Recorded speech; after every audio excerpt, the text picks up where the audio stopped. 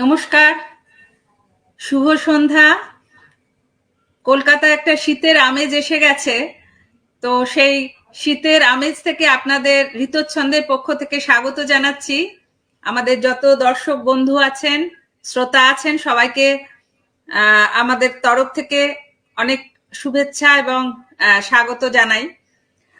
ঋতচ্ছন্দ বহুদিন ধরে যে চেষ্টাটা করে আসছে, গত বছর লকডাউন থেকে আমরা প্রচেষ্টাটা করছি এই অনলাইনে বিভিন্ন বিষয় এবং সঙ্গীতের বিভিন্ন ধারাকে আপনাদের কাছে তুলে ধরা, এবং সেই বিষয়ে যারা পারদর্শী সেই দক্ষ মানুষদের আপনাদের সামনে আমরা নিয়ে এসেছি।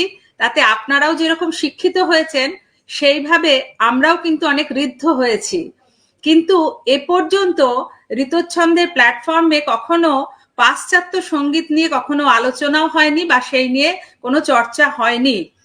আজ আমাদের অত্যন্ত একটা সৌভাগ্য বলতে পারেন যে 16ই ডিসেম্বর ওয়েস্টার্ন ক্লাসিক্যাল মিউজিকের একদম যাকে বলে জিনিয়াস একজন, সেই বিটোফেনের মানে বার্থডে 250 বছর হলো। সেই 250 বছর হওয়ার আমরা সেটাকে স্মরণ করে তাকে শ্রদ্ধা জানানোর জন্য আজকের এই অনুষ্ঠান আপনাদের সামনে নিয়ে এসেছি। আজকে আমাদের যে বিষয় সেটা হচ্ছে the magic of the genius, Beethoven. এবং যিনি বলবেন এই বিষয়ে, তার অসম্ভব পারদর্শিতা আছে, অসম্ভব জ্ঞান আছে, এবং তিনি একজন মিউজিক রিসার্চার। তার নাম হচ্ছে অরিন্দ্রজিৎ সাহা। আমরা অত্যন্ত ধন্য তাকে পেয়ে। আমি স্বাগত তাকে আমাদের ঋতচ্ছন্দের তরফ থেকে। মানে উনি নিজে একজন ভায়োলিন প্লেয়ার, উনি অসাধারণ গান করেন, এবং তার সঙ্গে তিনি এই বিটোফেনের ওপরে মানে বহু চর্চা করেছেন, এবং একজন রিসার্চার বা গবেষক বলা যেতে পারে। তার সঙ্গে তার একটা অদ্ভুত সুন্দর, আমি আমার হাতে পড়া একটা অসম্ভব সুন্দর একটা চটি বই এই বিটোফেনের উপরে আমরা পড়েছিলাম। সেটাতে আমি সত্যিকারের মুগ্ধই যাকে বলে।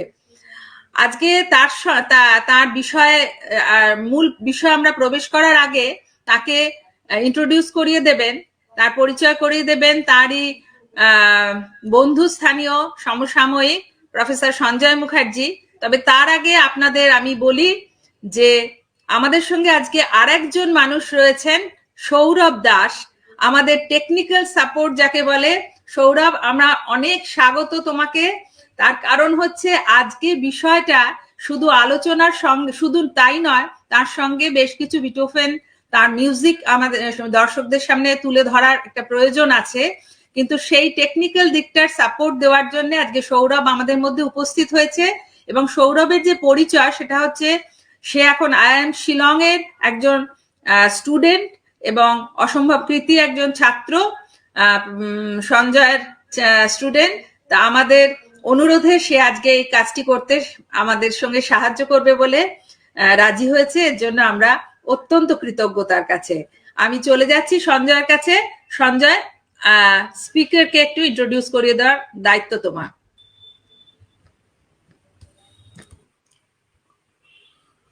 নমস্কার, শুভ সন্ধ্যা সবাইকে। আমরা পাহাড় থেকে আবার কলকাতায় চলে এসেছি গতকালই। আমাদের এখন শীতের উইন্টার ভেকেশন, সপ্তাহ 3 কলকাতায় থাকবো। তা আজকে আমার সৌভাগ্য যে আমার খুব আনন্দের দিন।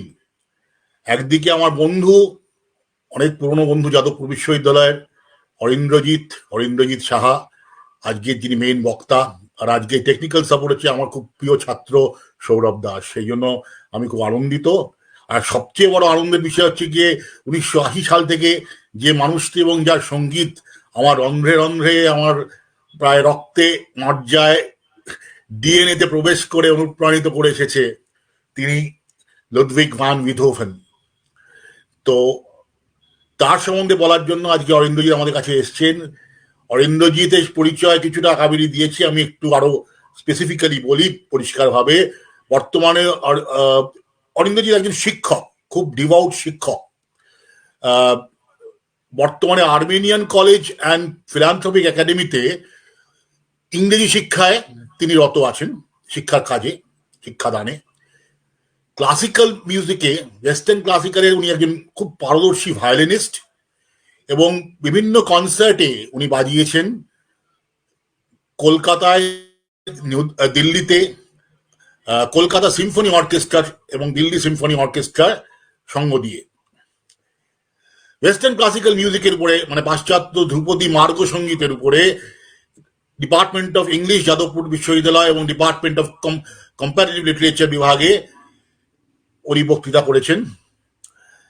এছাড়া উনি বিভিন্ন ডকুমেন্টারিজের জন্য সঙ্গীত কম্পোজও করেছেন এবং একটি শর্ট ফিচার ফিল্মে উনি মিউজিক কম্পোজ করেছেন, সঙ্গীত দিয়েছেন এবং দুটি পাপেট প্লেজেও,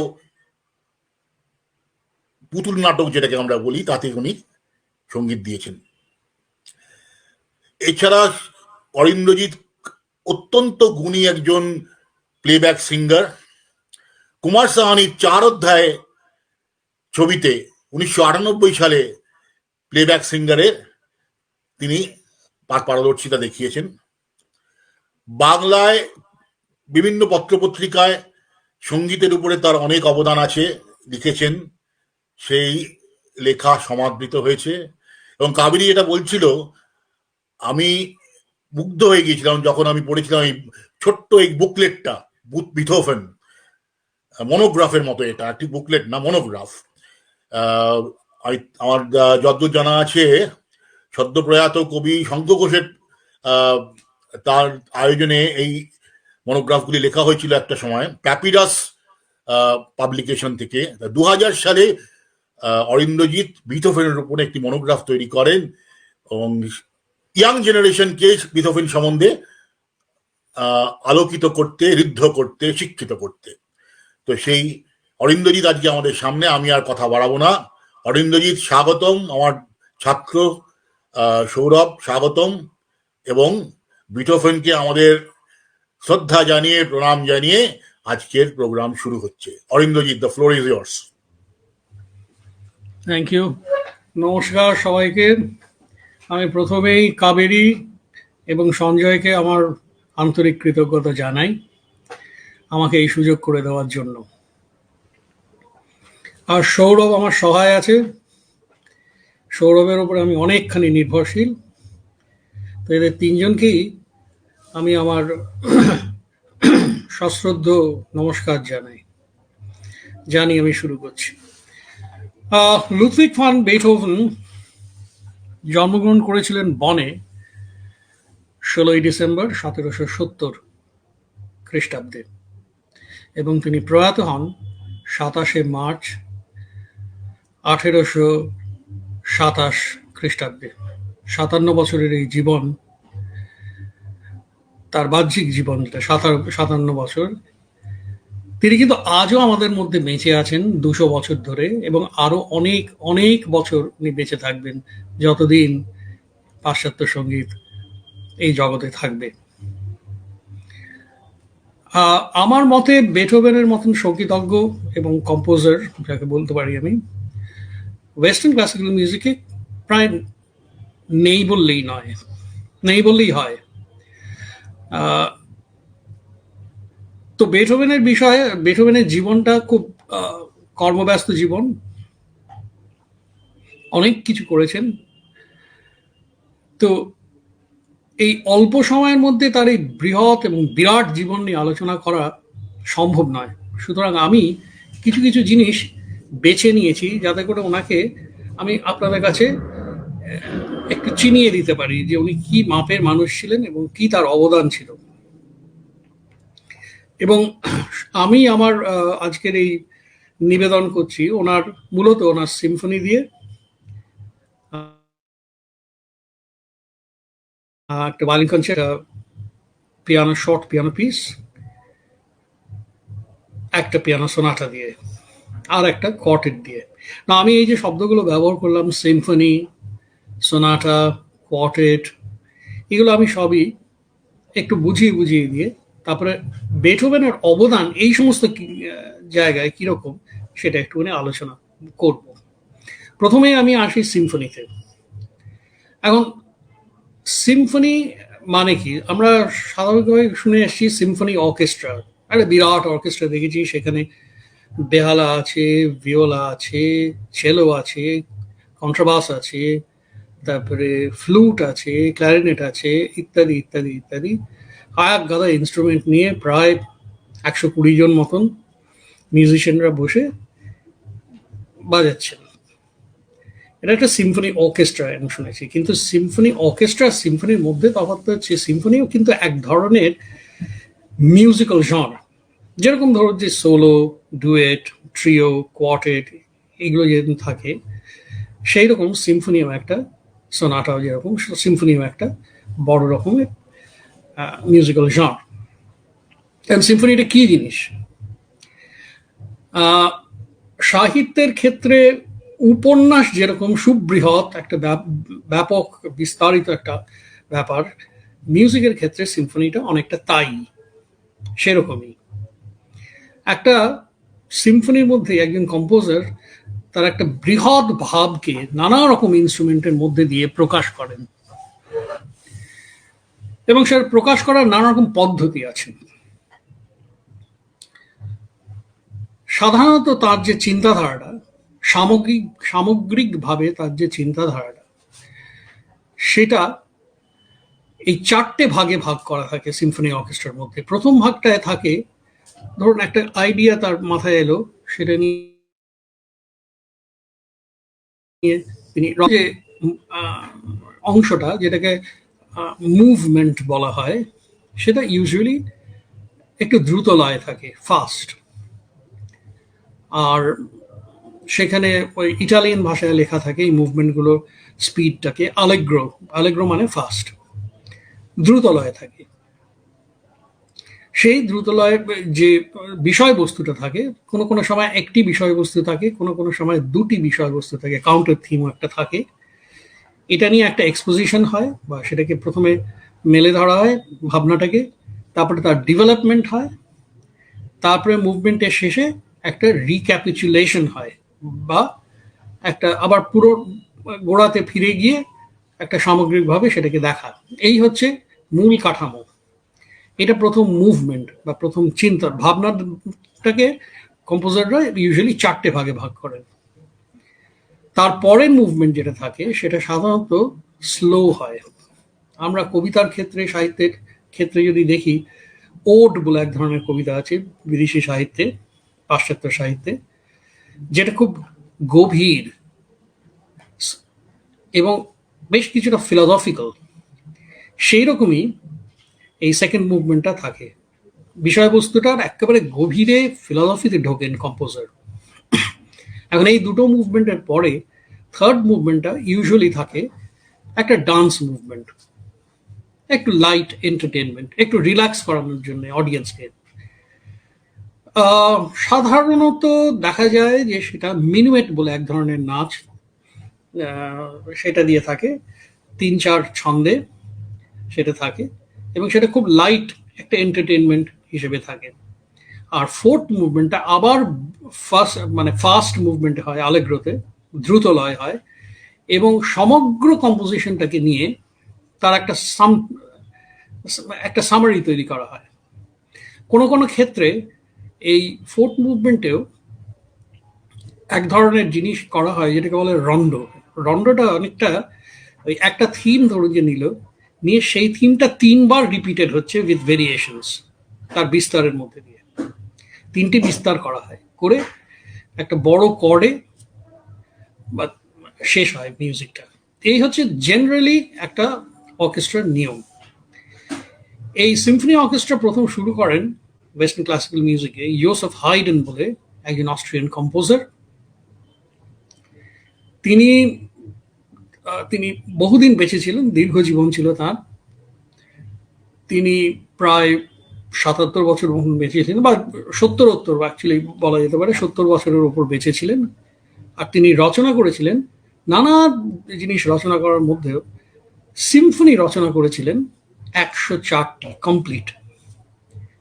অনেকে মতান্তরে বলেন 110, কেন ওই লাস্ট 6টা সিম্ফনি তিনি বোধহয় সম্পূর্ণ করে যেতে পারেননি, বা যাই হোক 104টা সিম্ফনি। ওনার পরে যিনি আসেন Wolfgang Amadeus Chrysostomus Mozart, Theodorus Mozart, Wolfgang Mozart in short. Mozart 35 বছর বেঁচে ছিলেন, তার মধ্যেই তিনি 625টার উপরে মিউজিক রচনা করেন এবং সেই মিউজিকের মধ্যে সিম্ফনির সংখ্যা ছিল 41টি। খুব প্রলিফিক কম্পোজার ছিলেন এবং মোৎসার্ট যখন রচনা করতেন তিনি খেলার ছলে রচনা করতে পারতেন, বন্ধু বান্ধবদের সঙ্গে গল্প করতে করতে সঙ্গীত রচনা করতেন। এবং তার মিউজিকের মধ্যে আমরা দেখতে পাই একটা আধ্যাত্মিক জগৎ আছে। সেই আধ্যাত্মিক জগতের গভীরে আমরা অনুভব করি একটা অনিশ্চিত ভাবি পূর্ব সূচনা। তার মিউজিকটাকে বলা যেতে পারে ছন্দময় ঊর্ধ্বমুখী গমন। অনেকেই এটা বলেছিলেন যে মোৎসার্টের মিউজিক শুনলে মনে হয় ভলকানো ইরাপ্টিং পারফিউমস, একটা আগ্নেয়গিরি অগ্নুদ্গারণ না করে সুগন্ধকে উদ্গারণ করছে। মেইনলি মোৎসার্টের মিউজিকগুলো এক ধরনের ডিভাইন ইন্সপিরেশন থেকে আসতো। খেলার ছলে সহজেই উনি সেটা করতে পারতেন, অবলীলাক্রমে, অনায়াসে। তো মোৎসার্টের এই 40th সিম্ফনিটা জগৎ বিখ্যাত সিম্ফনি। মোৎসার্ট প্রথম সিম্ফনি রচনা করেছিলেন 8 বছর বয়সে। আর এই 40th সিম্ফনিটি 1788 সালে রচনা করেন, জুলাই মাসে প্রকাশ পায় এই সিম্ফনিটা। মোৎসার্ট জন্মেছিলেন 1756, মৃত্যু 1791। তার মানে তার জীবনের শেষ পর্যায়ে এসে মোৎসার্ট এই সিম্ফনিটি রচনা করেন। পুরোপুরি সিম্ফনির পুরো ফর্মটাকে উনি মেনে নিয়ে এই অমর সঙ্গীত রচনা করেছিলেন। তার মানে প্রথমটা আলেগ্রো ছিল, মানে ফাস্ট, মোল্টো আলেগ্রো বলা যেতে পারে। মোল্টো মিনস মাচ, মোল্টো আলেগ্রো করেছিলেন। তারপরে একটা স্লো মুভমেন্ট ছিল, তারপরে একটা মিনুয়েট ছিল, আর শেষ দিকটায় আরেকটা আলেগ্রো ছিল। যেরকম ভাবে সিম্ফনি সাধারণত রচনা করা হয়, নিয়ম মেনে উনি সেই রচনাটা করেছিলেন। কিন্তু যেটা হয় আর কি, যে একটা খুব উৎকৃষ্ট সঙ্গীত বা খুব উন্নত একজন কম্পোজার, তিনি ওই কাঠামোটা বজায় রাখলেও তার সঙ্গীতটা সবকিছুকে ছাপিয়েই যেন বেরিয়ে আসে। বেথোভেন মোৎসার্টের কাছে একবার শিখতে গিয়েছিলেন 1791 সালে ভিয়েনাতে, বন থেকে ভিয়েনাতে। বেথোভেন তো জন্মেছিলেন বনে, বন থেকে ভিয়েনাতে। তখন মিউজিকের পীঠস্থান ছিল ভিয়েনা। সেই ভিয়েনায় উনি গিয়েছিলেন এবং মোৎসার্টের সঙ্গে তার দেখাও হয়েছিল। এবং মোৎসার্ট তাকে দেখে, অল্প বয়সী যুবককে দেখে, মোৎসার্ট তখন তাকে একটা সঙ্গীতের কলি সঙ্গে সঙ্গে রচনা করে বলছিলেন যে তুমি এর উপর একটা বিস্তার করো। বেথোভেন সেই বিস্তার করেছিলেন। আর মোৎসার্টের ওই পাশে দাঁড়িয়ে আছেন মোৎসার্টের অত বড় একটা জিনিয়াস মোৎসার্ট, তিনি পাশে দাঁড়িয়ে আছেন। বেথোভেন ভীষণ এক্সাইটেড হয়ে যান। এক্সাইটেড হয়ে গিয়ে তিনি এমন বিস্তার করতে শুরু করলেন পিয়ানোর উপরে যে মোৎসার্ট পর্যন্ত অবাক হয়ে গিয়ে এক দৌড়ে পাশের ঘরে কিছু মানুষ বসেছিলেন, তাদেরকে গিয়ে বলেছিলেন যে এই ছেলেটিকে ভালো করে মনে রেখো, দেখবে একদিন পৃথিবীতে উনি অমর সঙ্গীত রচনা করবেন। তারপরে বেথোভেনকে ফিরে আসতে হয় বাড়িতে। তার মায়ের অসুখ করেছিল বলে তিনি বাড়িতে ফিরে আসেন, কিন্তু তার মা তখন মৃত্যুশয্যায়। তারপরে মা মারা যান, আর বেথোভেন সেই তখনই ভিয়েনাতে ফিরে যেতে পারেন না। ইতিমধ্যে মোৎসার্টও মারা যান। তো যদিও তার পরের বছরই বেথোভেন গিয়েছিলেন ভিয়েনাতে। বেথোভেন এই 40th সিম্ফনিটা খুব ভালোবাসতেন। He made a good study of this music. এবং প্রত্যেকটা ওয়েস্টার্ন ক্লাসিক্যাল মিউজিকে ধরুন ছন্দের এক একটা জ্যোতি থাকে। এই ছন্দের জ্যোতিগুলোকে বার বলা হয়। ধরুন 3/4 যদি তার টাইম সিগনেচার থাকে, তার মানে 3টে বিট, তারপর একটা দাড়ি, তারপর আবার 3টে বিট, একটা দাড়ি, এরকম করে ছন্দকে ভাগ করে করে লেখা হয় মিউজিকে। তো সেই এক একটা জ্যোতিগুলোকে বলা হয় বার। তো বেথোভেন এর 29টা বার তার নিজের স্কেচ বুকে টুকেছিলেন, এবং তারপরে সেই বারগুলোকে মন্থন করে নানা রকম কায়দা করে তিনি তার নিজের কম্পোজিশনে সেগুলো লাগান। আমরা এখন এই মোৎসার্টের 40th সিম্ফনিটা একবার শুনে নেব, তারপরে আমরা বেথোভেন আসবো, কারণ এইটা শুনলে পরে বোঝা যাবে যে কি ধরনের সিম্ফনির ট্রেডিশনটা চলছিল সেই সময়, যে ট্রেডিশনে বেথোভেন কম্পোজ করতে থাকবেন পরবর্তীকালে। ওকে, ট্র্যাক 1।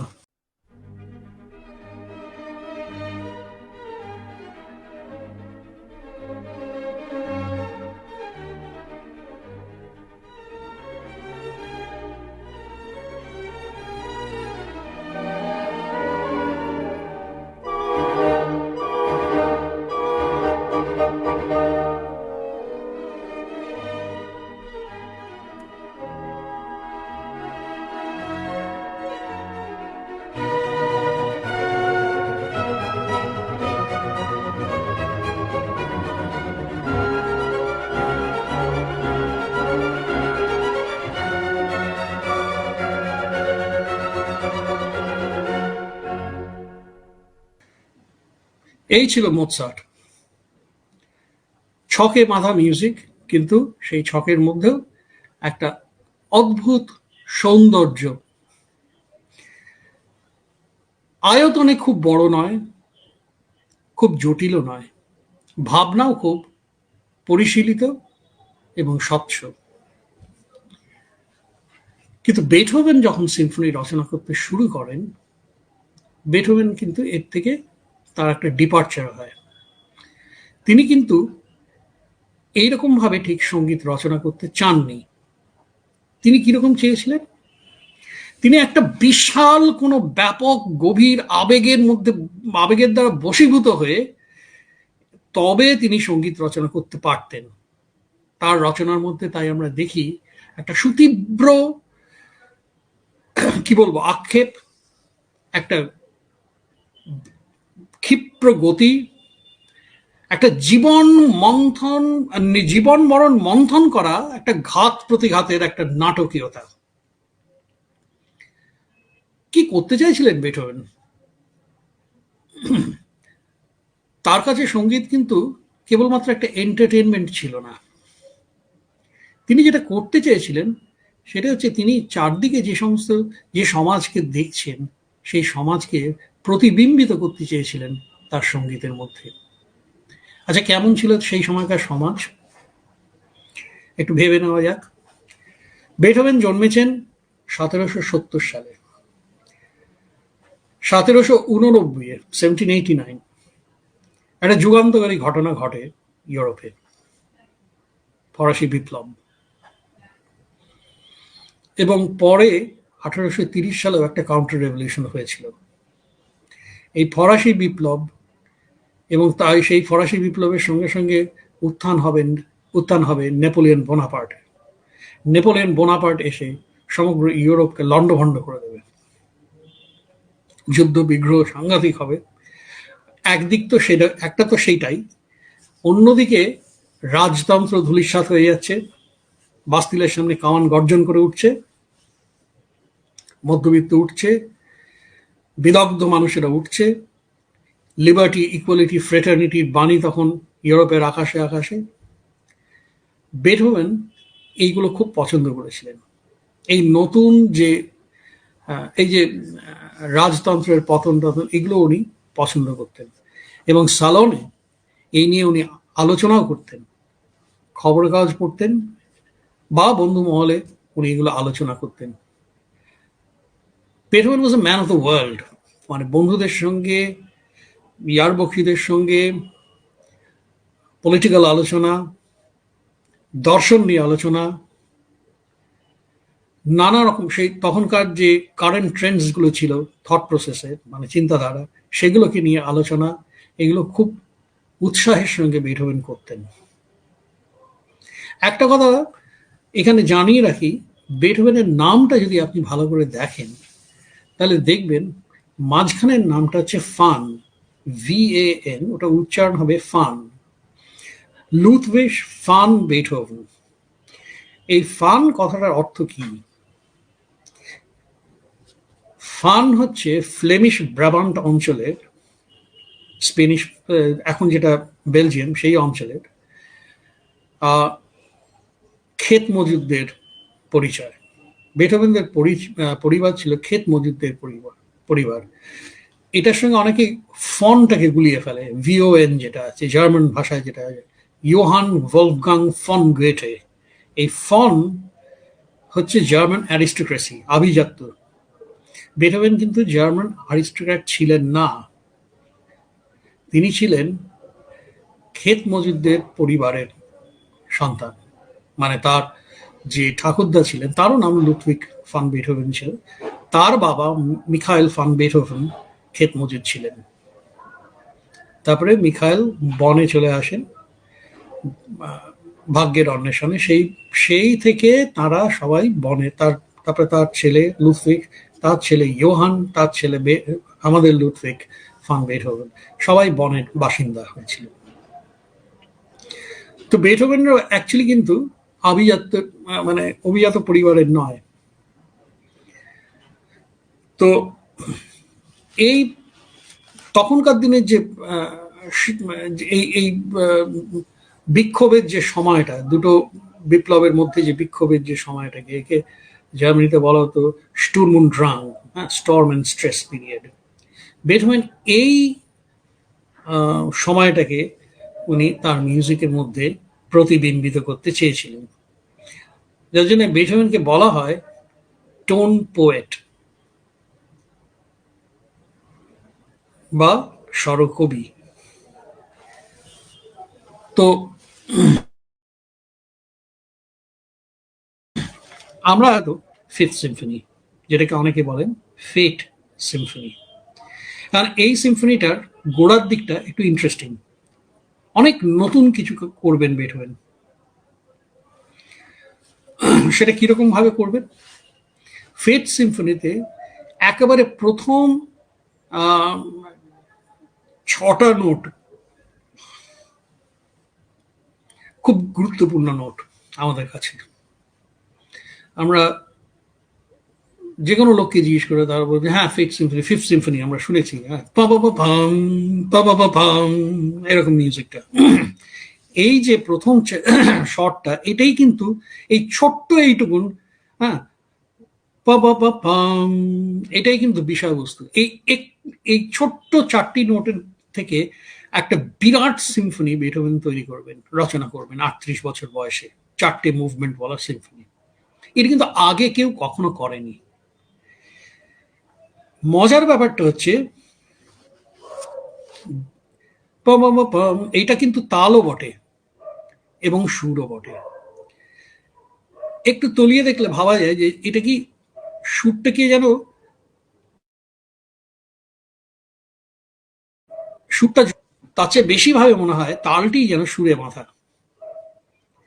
এই প্রথম সুর এবং তাল, এই দুটো জিনিসের সমন্বয় করবেন, একটা অভিনব সমন্বয়, এবং এই সমন্বয়ের মধ্যে দিয়ে উনি একটা গোটা সিম্ফনিকে রচনা করবেন। এটা একটা খুব আশ্চর্য ব্যাপার। এই জিনিসটাকে বলা হতো জার্ম মোটিভ। একটা সিম্ফনিতে একটা মোটিভ থাকে, একটা চিন্তাধারা থাকে, সেই চিন্তাধারাটা এইটুকু, এই ছোট্ট একটা, এটা তালও বটে আবার এটা সুরও বটে, এটা হচ্ছে একটা জার্ম অফ এ মোটিভ। কিন্তু এই জার্ম মোটিভটা দিয়ে তিনি 4টে মুভমেন্টকে এক সূত্রে গেঁথে নেবেন। সমগ্র রচনাটার মধ্যে এই 4টে নোট নানাভাবে আসবে, ঘুরে ফিরে তার নানা রকম ইম্প্রোভাইজেশনের মধ্যে দিয়ে আসবে। কখনো সেটা খুব কোমল ভাবে আসবে, কখনো তীব্রভাবে আসবে।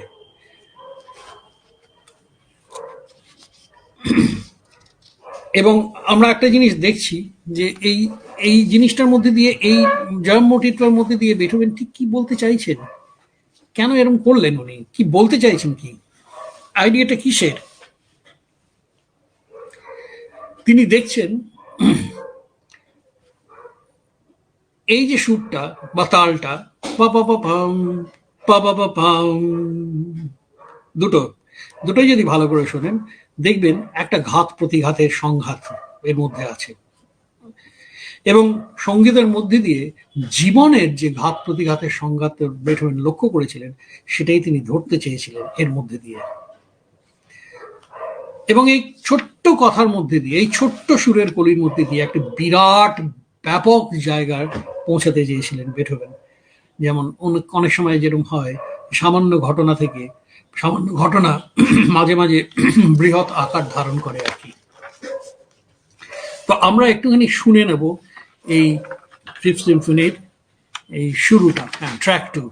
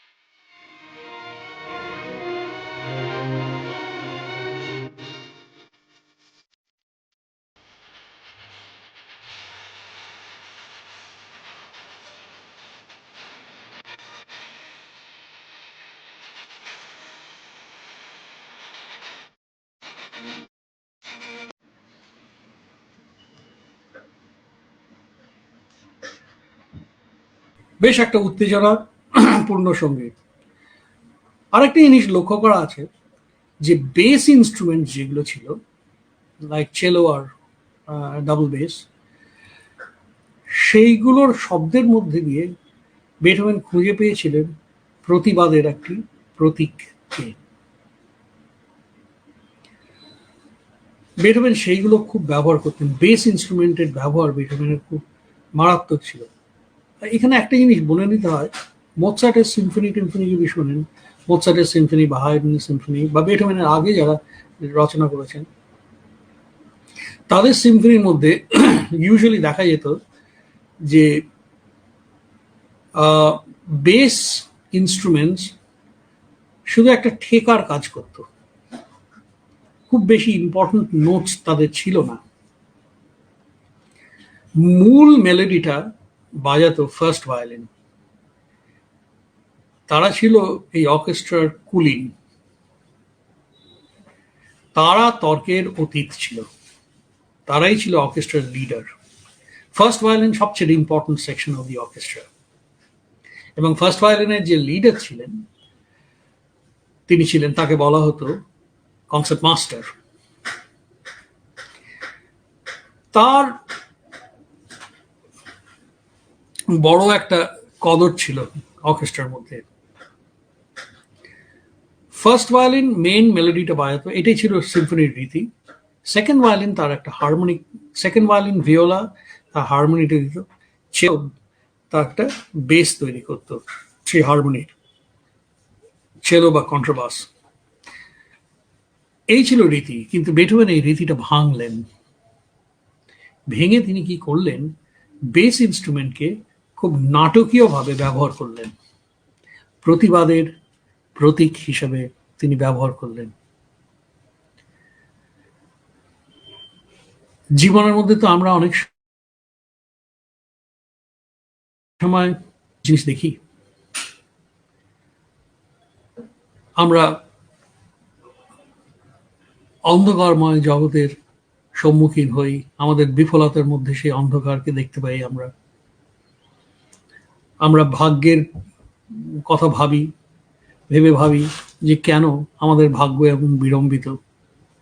আমাদের অসফলতা আমাদের জীবনের একটি অঙ্গ, এবং আমরা করাঘাত করি আমাদের অসফলতার উপর। আমাদের দুঃখ, আমাদের দৈন্য দশা, এই সব কিছুই আমাদের মুহ্যমান করে দেয় জীবনে। কিন্তু অন্ধকার যেখানে আছে সেখানে আলোও থাকে। দুঃখের গভীরে আমরা আনন্দকেই দেখতে পাই। কোনো কোনো সময় অন্যায়ের বিরুদ্ধে আমরা সোচ্চার হয়ে উঠি, জোরালো হয়ে ওঠে আমাদের প্রতিবাদ। সেই শব্দগুলো, সেই প্রতিবাদগুলো ছেলো বা কন্ট্রাবাসের মধ্যে দিয়ে প্রতিফলিত করতেন বেথোভেন। একদিকে যেরকম অমিনাস একটা একটা একটা ভাগ্য আমাদের তাড়া করে চলেছে, যে ভাগ্যের বিরুদ্ধে আমরা কিছু করতে পারছি না, আবার সেই ভাগ্যের বিরুদ্ধে যখন বুঝতে পারছি যে ভাগ্যটা আসলে অন্যায়, সেই অন্যায়ের বিরুদ্ধে আমরা প্রতিবাদে সোচ্চার হয়ে উঠছি। তখন সেই প্রতিবাদের শব্দকে সেই প্রতিবাদকে আমাদের মিউজিকের মধ্যে দিয়ে ট্রান্সলেট করছেন এই কন্ট্রাবাস বা চেলোর তীব্র গতি। কোনো কোনো সময় বেথোভেনের সিম্ফনি যখন ভিয়েনাবাসীরা শুনতেন, যারা একেবারেই প্রস্তুত ছিল না এরকম একটা সঙ্গীতের প্রতি, তারা তো অনেক সুরেলা সুন্দর আওয়াজ শুনে শুনে অভ্যস্ত, তাই এই ধরনের মিউজিক তারা গোড়ার দিকে খুব একটা হজম করতে পারেনি। বেথোভেন তাদের নানাভাবে চমকে দিতে পারতেন তার মিউজিকের মধ্যে দিয়ে। তো যখন তারা প্রথম এরকম করে শুনলো, তারা তখন প্রথম রিভিউ করতো বেথোভেনের। একটা সিম্ফনির রিভিউতে এরকম করেছিল যে এটা কি একটা সঙ্গীত হয়েছে নাকি, এটা শুনে মনে হচ্ছে যে একটা প্রকাণ্ড দানব, একটা ড্রাগন, সে রাগে ল্যাজ, তার মস্ত বড় ল্যাজটা আছড়ে আছড়ে ঘুরে বেড়াচ্ছে এবং জিনিসপত্র তছনছ করে যাচ্ছে। আসলে বেথোভেন তো একটা নতুন জিনিসকে তৈরি করেছিলেন, শব্দটাকেই নতুনভাবে তিনি প্রকাশ করতে চেয়েছিলেন, সিম্ফনির শব্দটাকে। তো আমরা দেখি যে এই থিমটাকে উনি বেস থেকেও তুলে আনতে পারেন। সেখানে ফার্স্ট ভায়োলিনে সেই কৌলিন্য আর বজায় নেই। সবকটা ইনস্ট্রুমেন্ট একটা অর্কেস্ট্রার মধ্যে বেথোভেনের কাছে ইকুয়ালি ইম্পর্ট্যান্ট, এবং বেস থেকে একটা থিমকে শুরু করা, এটা একমাত্র বেথোভেনই করেছিলেন, সর্বপ্রথম বেথোভেনই করেছিলেন। আমরা এর পরের যে ট্র্যাকটায় আছে, ট্র্যাক 3-তে আমরা শুনতে পাবো তারই একটা আভাস। ট্র্যাক 3।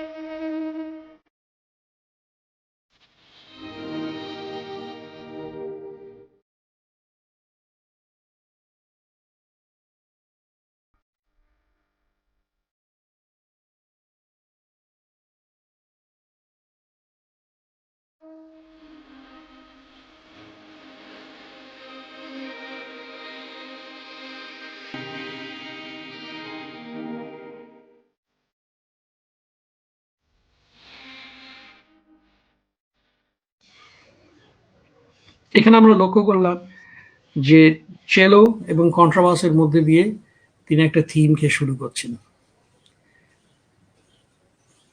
সেই গর্জন নেই, একটা সাপ্লিকেশনের মোডে চলে গেছে মিউজিক। একটা অপার্থিব সঙ্গীতের কোমল মূর্ছনা আমরা শুনতে পেলাম। এই সৌন্দর্য, সঙ্গীতের এই সৌন্দর্য, এটা কিন্তু ঠিক এন্টারটেনমেন্টের যে চপল সৌন্দর্য সেরকম নয়। এই সৌন্দর্য একটা দুঃখ থেকে, দুঃখর ভেতর থেকে বেরিয়ে আসে, একটা সাপ্লিকেশনের মধ্যে দিয়ে এই সৌন্দর্যটা বেরিয়ে আসে। ভুল হবে যে বেথোভেন সবসময় যে স্টর্ম এন্ড স্ট্রেস, তা নন। কিন্তু এখানে এই ভবিতব্যের প্রতি, ভবিতব্যের সামনে বেথোভেন দাঁড়িয়ে ঈশ্বরের প্রতি তিনি আস্থা রাখতে চেষ্টা করছেন। একটা খুব নাটকীয় মুহূর্ত। এই বিশ্বাস কিন্তু সহজে আসবে না। পরবর্তী সেই বিশ্বাস ভেঙে যাবে, আবার তিনি ছাড়বেন না, আবার তিনি সেই বিশ্বাসের দিকে ফিরে যেতে চাইবেন। একটা সাপ্লিকেশনের মধ্যে একটা অদ্ভুত করুণা এই মুভমেন্টের মধ্যে দিয়ে উনি প্রকাশ করছেন। না, এই ধরনের জিনিসগুলো আগে সঙ্গীতে কেউ কোনোদিনও করেনি। এটা কাব্যে রচনা হয়েছে এই ধরনের ইমোশনস, কিন্তু সঙ্গীতে এই ধরনের ইমোশনসকে চট করে দেখতে পাওয়া যায় না। তো এর পরের যে জিনিসটা আমরা শুনবো, সেই জিনিসটা একটু বলতে হবে। এই স্টর্ম এন্ড স্ট্রেস পিরিয়ডের মধ্যে নানা রকম ঘাত প্রতিঘাত আছে, ঘাত প্রতিঘাতের দ্বন্দ্ব আছে। জীবনের সেই রূপটা ধরতে চেয়েছিলেন বেথোভেন, এই কথা আমি আগেও বলেছি। তো তার সঙ্গীতের মধ্যে একটা অদ্ভুত নাটকীয়তা আমরা দেখতে পাচ্ছি। বেথোভেনের আগে যে ধরনের সঙ্গীত ভিয়েনাতে চলতো, তার মধ্যে ছিল সুরেলা মায়াজাল একটা। বেথোভেন সেই সুরেলা মায়াজালের প্রতি একটা কঠিন বিদ্রুপ আনলেন। তিনি ছিন্ন ভিন্ন করে দিলেন সেই খেলাঘরের মায়াজালকে, এবং সেই মানুষগুলোকে একটা কঠিন বাস্তবের সামনাসামনি দাঁড় করালেন, যে বাস্তব ছিল অশান্ত। এবং সেই সঙ্গে তার শিল্পকেও সে অশান্তির সামনে সাহসের সঙ্গে দৃঢ়ভাবে দাঁড় করালেন। শিল্পী নিজের সত্তা এবং সৃজনী শক্তির সমন্বয়ে শ্রোতাদের জাগ্রত করে তুললেন আশেপাশের সুখ দুঃখ, সফলতা বিফলতার অস্থির অনিশ্চিত ক্রমবিবর্তিত একটা জটিল বাস্তবের দিকে। তাই সিম্ফনির মধ্যে মিনুয়েট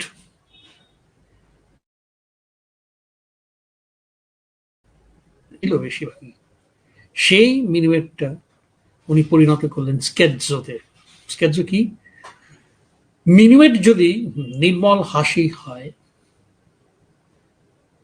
সুখের হাসি হয়, তবে স্কেৎজো হচ্ছে ব্যঙ্গ।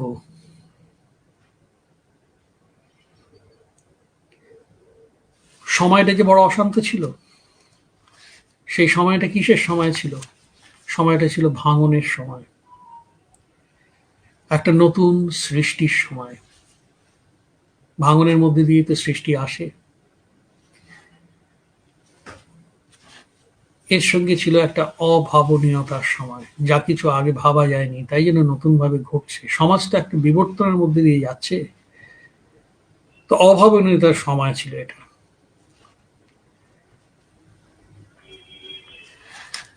তো বেথোভেন তার নিজের সঙ্গীতেও এরকম একটা অভাবনীয়তা যুক্ত করলেন। তিনি অনুভব করেছিলেন জীবনের আকস্মিকতা, এবং সেই আকস্মিকতাকে তিনি সঙ্গীতের মধ্যে প্রকাশ করতে চেষ্টা করলেন।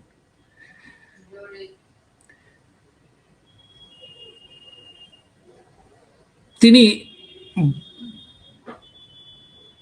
তার মিউজিকের স্ট্রাকচারের মধ্যে দিয়ে আমরা কি দেখতে পাই, সেটা হচ্ছে এটা একটা ভাঙার মধ্যে দিয়ে গড়া।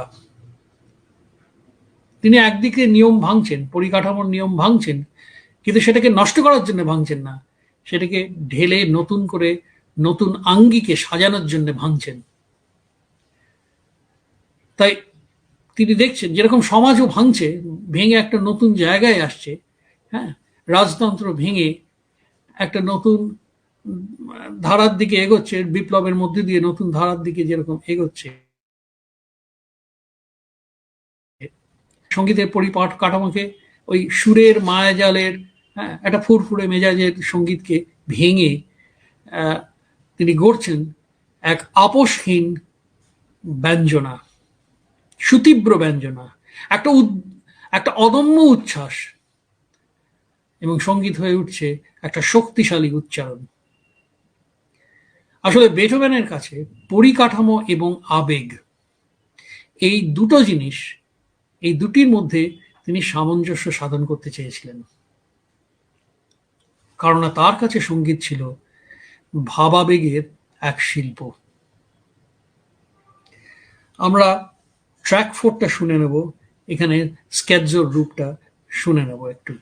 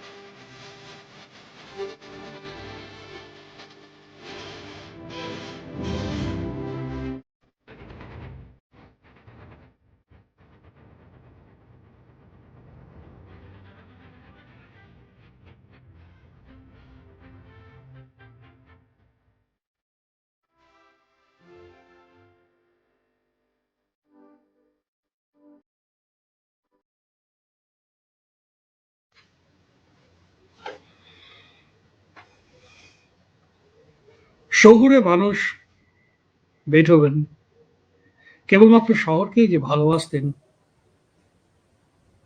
তার উত্থান পতন, তার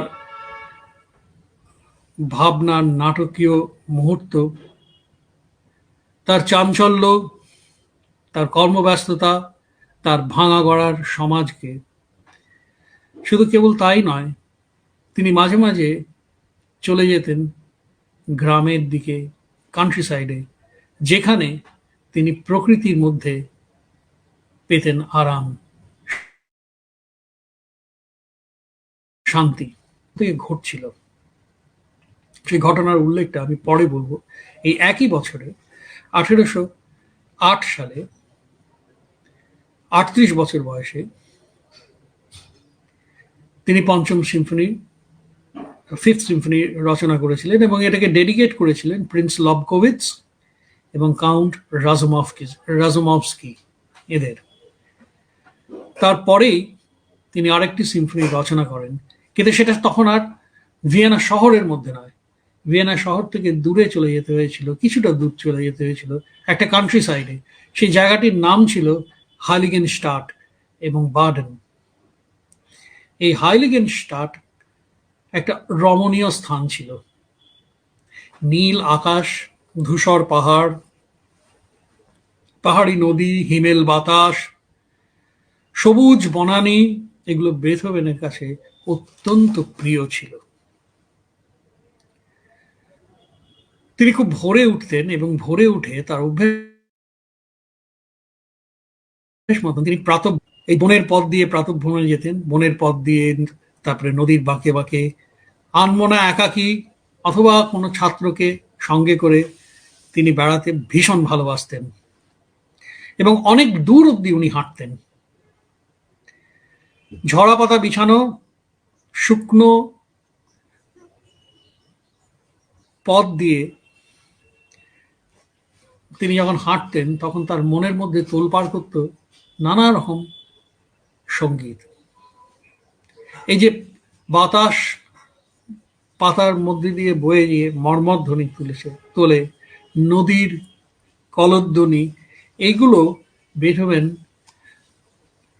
সঙ্গীতের মাধ্যমে এগুলোর মধ্যে দিয়ে বেথোভেন এক ধরনের সুরকে অন্তরে অনুভব করতেন। তিনি ভীষণ ভালোবাসতেন প্রকৃতিকে। একটা সময় তিনি বলেছিলেন, I can hear God's voice. I can hear God's voice through the murmuring leaves and the purling of brooks. প্রকৃতি তাকে অনেক কিছু শোনায়। মন প্রাণ দিয়ে বেথোভেন সেসব বাণী শোনেন। কি শোনেন, কি ভাবেন তিনি? কথা চলে সুরে, কিন্তু সুর আসে কোত্থেকে? বেথোভেনকে জিজ্ঞেস করে বলতেন, আমি জানি না, আমার ভাবনাগুলি বিনা আসে। আমি যেমন এদের হাতের মুঠোয় ধরতে পারি খোলা প্রান্তরে, বনের পথে, রাতের নীরবতার মধ্যে, ভোরের প্রথম আলোর আভাসে এবং পাখির কলগীতে। আমরা এরপরে পরের ট্র্যাকটা শুনে নেব, ট্র্যাক 5টা শুনে নেব। এখানে লক্ষ্য করতে হবে একটা জিনিস, এই ট্র্যাকের মধ্যে দিয়ে, এই মিউজিকের মধ্যে দিয়ে আমরা লক্ষ্য করব বেথোভেন কেমন ভাবে দুটি পাখি, একটা কুক্কু কোকিল আর একটা নাইটিঙ্গেল পাখির শব্দকে অনুকরণ করছেন মিউজিকের মধ্যে দিয়ে। Track 5।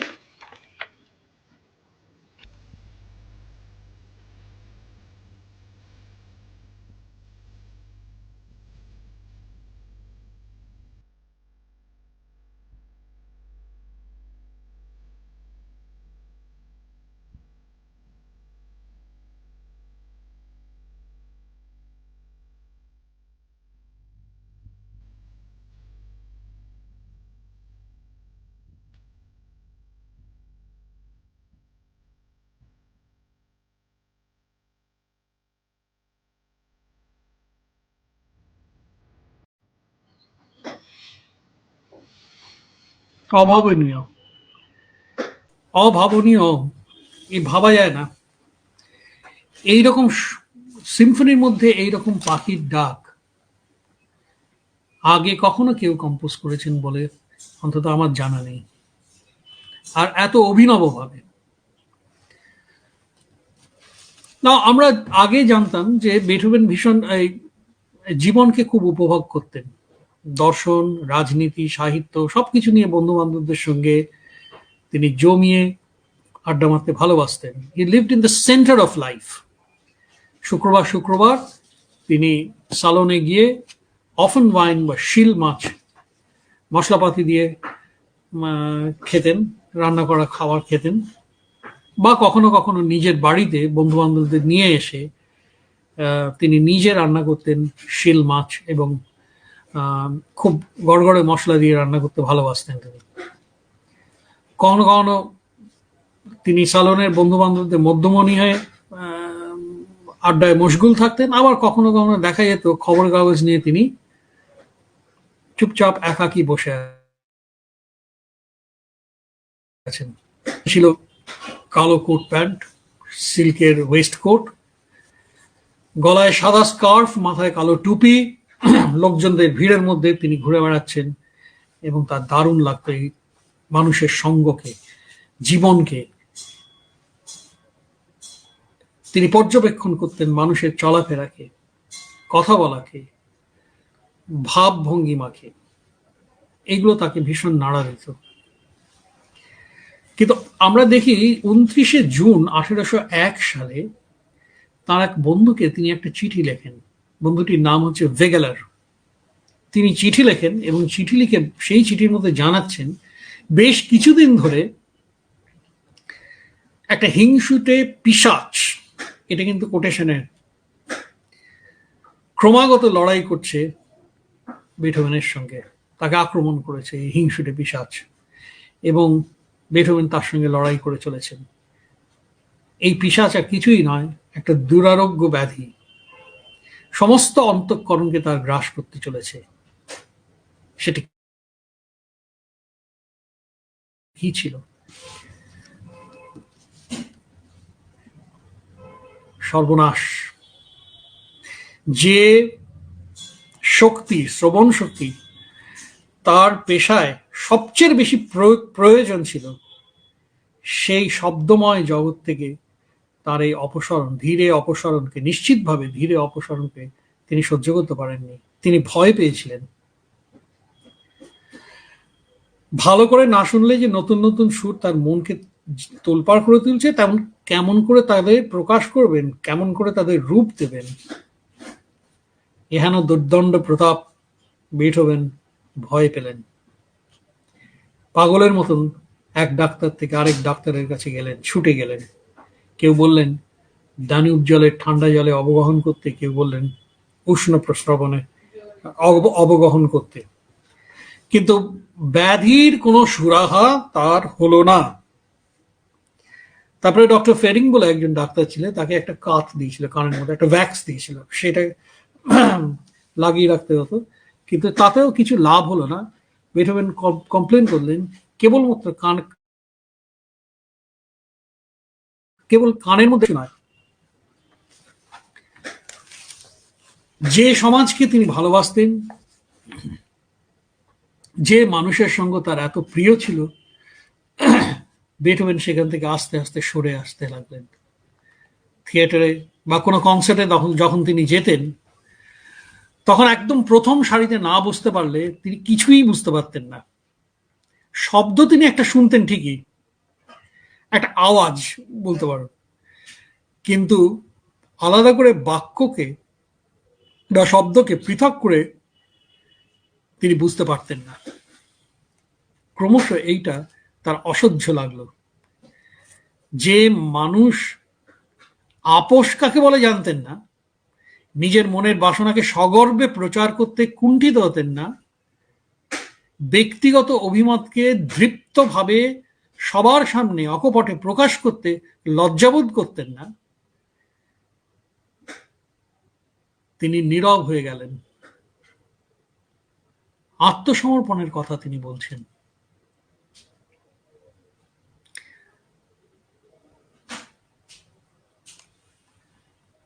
Ancient historian Plutarch, Roman historian প্লুটার্কের কাছ থেকে তিনি শিখেছেন একটি জিনিস, যে ঈশ্বরের পরিকল্পনার কাছে আত্মসমর্পণ করা, এই বধিরতা ঈশ্বরের পরিকল্পনা ছাড়া আর কিছু হতে পারে না। নতুন ডাক্তারের কাছে গেলেন ডক্টর স্মিথ।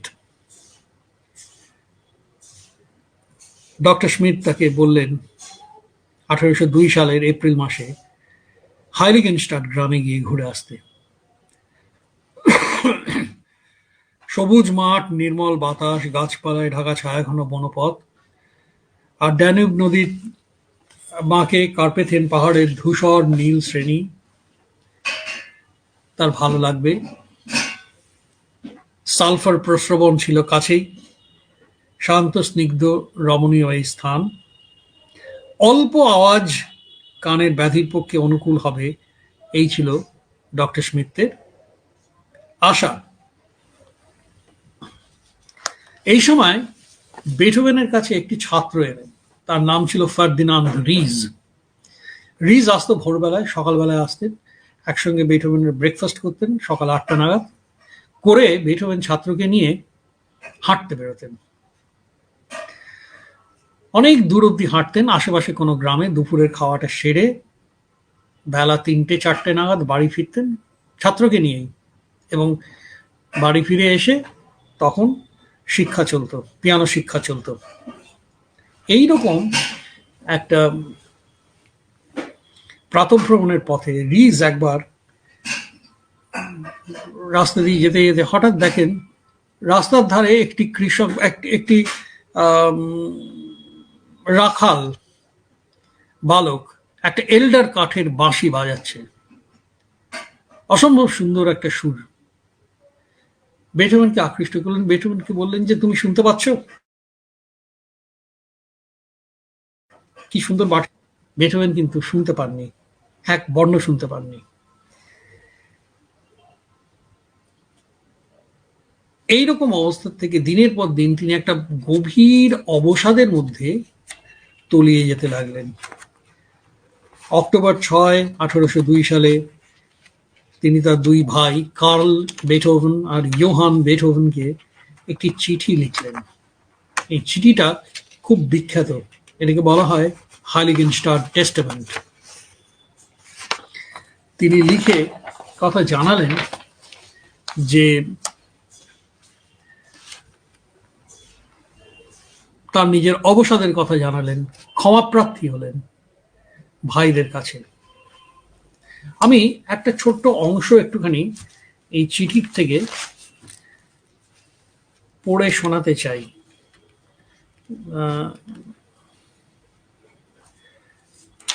বলছেন, আমার ভাই কার্ল ও ইয়োহান বেথোভেন, হে আমার বন্ধুরা, যারা আমায় মনে করেন কোপন স্বভাবের অথবা বন্ধু বাৎসল্যহীন, এমনকি মানব বিদ্বেষী, তারা আমার প্রতি কি অবিচারই না করেন, কারণ তারা জানেন না কি গোপন কারণে আমি তাদের কাছে এমন। ছেলেবেলা থেকে আমার হৃদয় মানুষের শুভাকাঙ্ক্ষার কোমল রঙে রঞ্জিত। মানুষের মঙ্গলার্থে আমি তখন থেকেই মহৎ কীর্তি প্রদর্শন করব বলে মনে মনে প্রস্তুত ছিলাম। কিন্তু গত কয়েক বছর ধরে আমি এক দুরারোগ্য ব্যাধিতে ভুগছি, যে ব্যাধি ডাক্তারের অক্ষমতার জন্য কেবলই বেড়ে চলেছে। আমি প্রাণবন্ত চঞ্চল স্বভাবের মানুষ, সামাজিক উন্মত্ততাকে ভালোবাসি।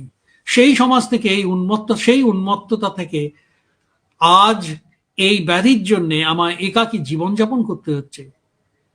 মাঝে মাঝে যখন আমি আমার অসুস্থতাকে অবহেলা করার কথা ভাবি, তখন কি নিদারুণভাবে আমার বধিরতা আমায় দ্বিগুণ যাতনা সহ ফিরিয়ে আনে আমার অন্ধকূপে। তবু আমি মুখ ফুটে বলতে পারি না কাউকে, জোরে কথা বলো, চিৎকার করো, আমি বধির, আমি শুনতে পাই না। কি করে আমি বোঝাই আমার এক ইন্দ্রিয় ভীষণ ব্যাধিগ্রস্ত, যে ইন্দ্রিয় আমার অন্যদের চেয়ে বেশি উন্নত হওয়া উচিত ছিল, এমনকি যে ইন্দ্রিয় আমার একদিন এত উন্নত ছিল যে তেমনটি বোধহয় অন্য কারোর আর কখনো ছিল না।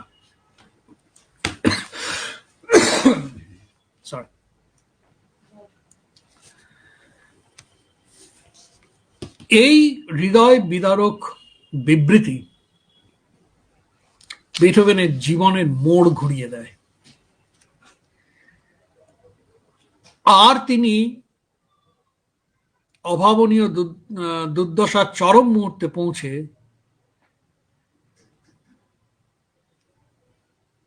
কোনো বিদ্রোহ ঘোষণা করেন না। তীব্র বিষাদের পরপারে তিনি দেখতে পান একটা নতুন জীবনের আলো। এই আলোকে তিনি অন্তরে আবিষ্কার করেন। সঙ্গীতের মধ্যেই জীবনের সার্থকতা ও মুক্তি, একথা তিনি বিশ্বাস করতেন। তাই তার সঙ্গীত ক্রমশ হয়ে ওঠে বর্ণময় বৈচিত্র্য। এক গভীর আত্মবিশ্বাসের পথে উত্তীর্ণ হন বেথোভেন। রচনা করেন সিক্সথ সিম্ফনি, যাকে বলা হয় পাস্টোরাল সিম্ফনি।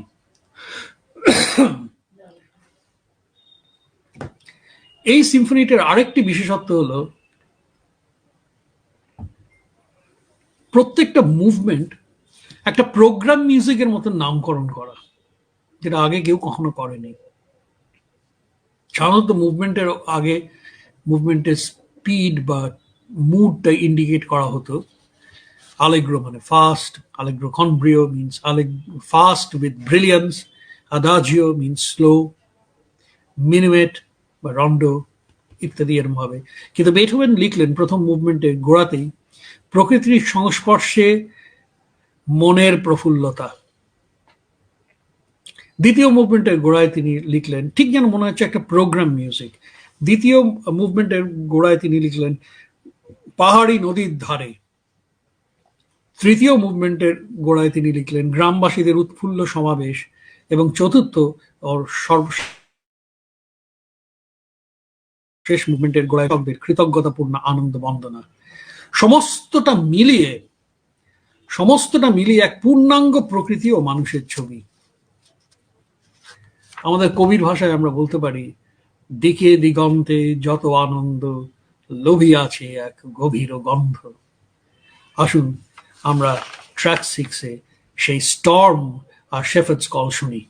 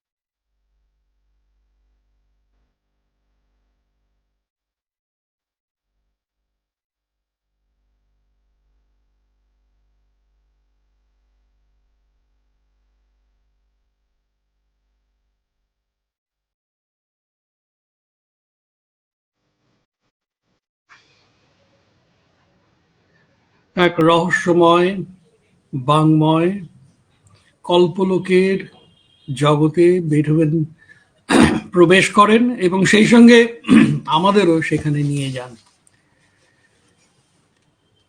একটি পিয়ানো সোনাটা রচনা করেন যার একটি অদ্ভুত নাম দেন, সোনাটা quasi Una Fantasia, Sonata number 14 in C sharp minor, opus 27, number 2. এটি একটি অদ্ভুত সোনাটা। প্রথম মুভমেন্ট আমরা একটা কল্পলোকের আভাস মাত্র পাই, কোথাও পৌঁছানোর তাগিদ নেই। রসস্রোতের মধ্যে ভেসে চলাই আসল কথা। কোন এক অজানা কল্পনা এর নির্যাস। It is not a fantasy. It is something like a fantasy. Quasi una fantasia. Somethingটা কি এক্স্যাক্টলি কেউই জানে না। এটা ব্যক্তি বিশেষের উপর নির্ভরশীল।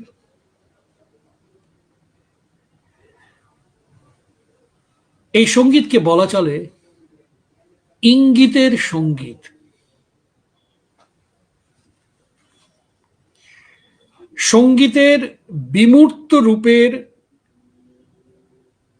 এমন শব্দময় কাব্যিক প্রকাশ আগে কেউ কখনো করেনি।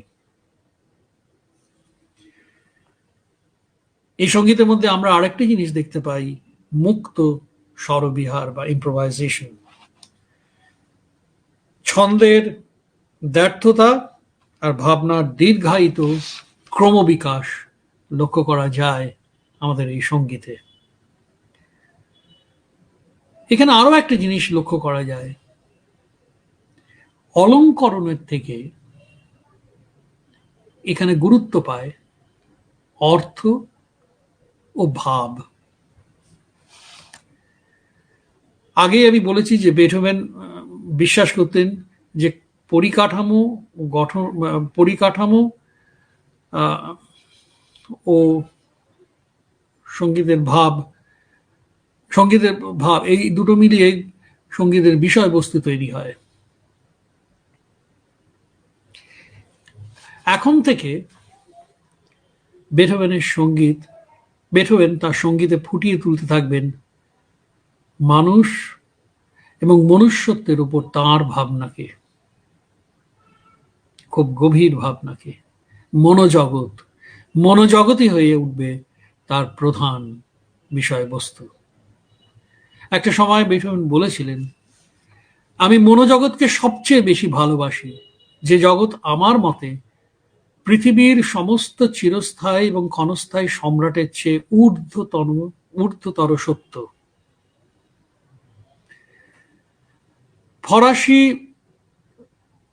সঙ্গীত রচয়িতা হেক্টর বেরলিয়জ একবার বলেছিলেন এই সোনাটা কোয়াসি উনা ফ্যান্টাসিয়া সম্বন্ধে, it is one of those poems that human language does not know how to qualify. আসুন আমরা এটা শুনি, কিন্তু তার আগে একটা কথা বলে রাখি, এই সোনাটা কোয়াসি উনা ফ্যান্টাসিয়া আজকে এই নামে থেকেও বেশি জনপ্রিয় যে নামে, সেটা হচ্ছে মুনলাইট সোনাটা। এই মুনলাইট সোনাটার নাম দিয়েছিলেন একজন কবি লুথভিশ রেলস্টাব বলে। তার মনে হয়েছিল এই সোনাটার প্রথম মুভমেন্টটা শুনে তার মনে হয়েছিল লেক লুক্রেনের ওপর চাঁদনি রাতে তিনি নৌকা বিহার করছেন আর কি। যাই হোক, আমরা এটা শুনি ট্র্যাক 7টা একটুখানি।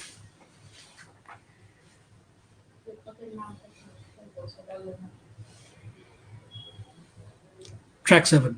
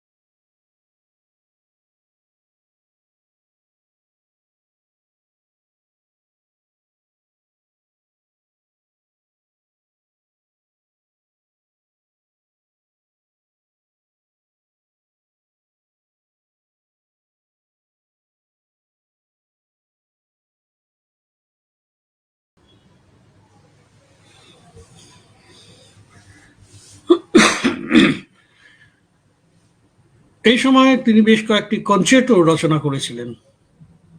কনসার্ট তো জিনিসটা কি? কনসার্ট তো হচ্ছে একটা সিম্ফনিক কম্পোজিশন, যার মধ্যে একটি ইনস্ট্রুমেন্ট নানা রকম ভাবে সেই তার সেই ইনস্ট্রুমেন্টটি মুখ্য